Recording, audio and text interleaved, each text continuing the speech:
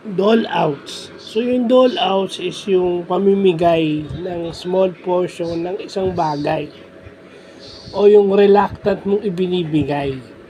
Yung sinasabing dole out advice, yun pala ibig sabihin ng dole outs.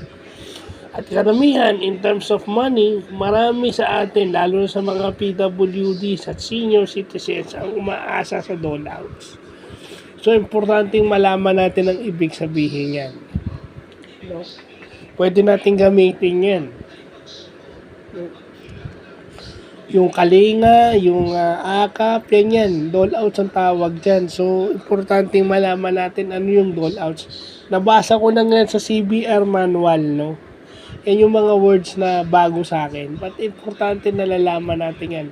So, 2026, pangalawang araw pa lang ng 2026, meron na tayong bagong nalamang word. No? Hindi ko alam to honestly. So maganda na pwede natin gamitin yan, lalo na sa ating pagiging PWD officer.